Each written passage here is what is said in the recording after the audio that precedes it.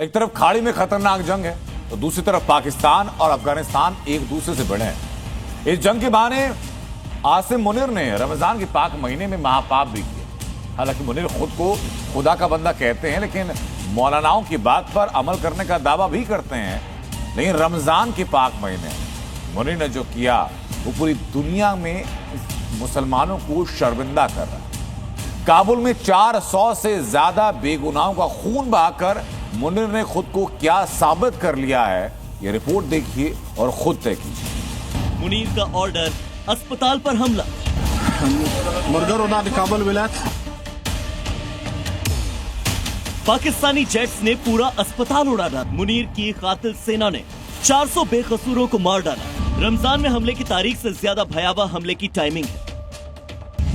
रात को जब अस्पताल और आसपास के लोग सो रहे थे, तभी पाकिस्तानी एयरफोर्स के फाइटर जेट्स काबुल पर मंडराने लगे। पाकिस्तानी वायुसेना के निशाने पर था काबुल के पुले चरखी इलाके में मौजूद एक नशा मुक्ति हॉस्पिटल, जहां सैकड़ों की तादाद में मरीज भर्ती थे।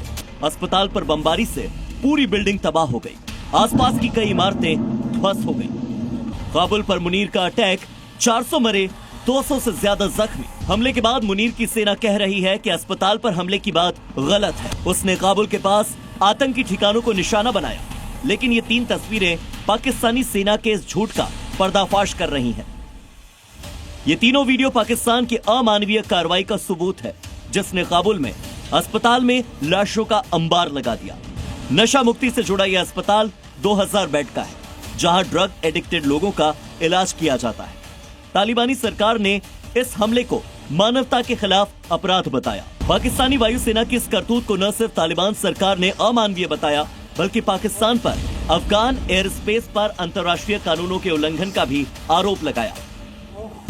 तालिबान सरकार के प्रवक्ता हमदुल्ला फितरत ने कहा, अफगानिस्तान की धरती पर पाकिस्तान के हमले में आम नागरिकों की जान गई है। यह हमले पड़ोसी देशों के साथ अच्छे संबंधों के सिद्धांतों के बिल्कुल खिलाफ है, अंतर्राष्ट्रीय कानून का उल्लंघन है और ये किसी भी तरह से न्यायोचित नहीं है। दरअसल अफगानिस्तान के साथ पूरी लड़ाई में पहली चिंगारी जनरल मुनीर ने ही भड़काई।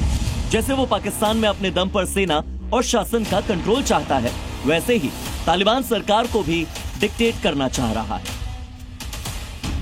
मुनीर की अगुवाई में जिस तरह पाकिस्तान की पूरी सत्ता और सेना अमेरिका की पिट्ठू बनी हुई है, वैसा ही गुलाम वो तालिबानी सरकार को भी बनाना चाहता था। लेकिन अमेरिका से खार खाए तालिबान सरकार को यह मंजूर न था।